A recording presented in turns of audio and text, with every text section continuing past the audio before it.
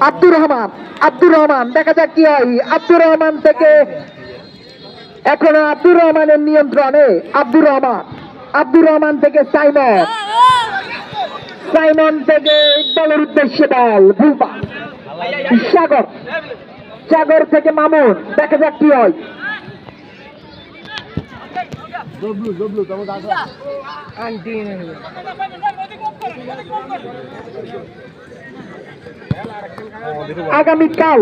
আগামীকাল তৃতীয় quarter final. উক্ত কোয়ার্টার ফাইনালে বেঁচে থাকার লড়াইয়ে যে দুটি দল মাঠে নামবে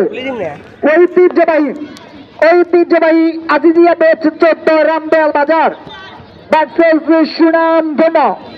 সুনামধন্য Noakhali junior football academy Maksud. কিন্তু সেখানে মামুনের বাবা এখনো মামুনের নিয়ন্ত্রণে। মামুন থেকে বিজয় থেকে সাগর দেখা যাক কি হয়। সাগর থেকে সরাসরি তালুবন্দি করলেন আরাফাত থেকে সুজন। আব্দুর রহমান থেকে আরাফাত থেকে পয়সাল কিন্তু না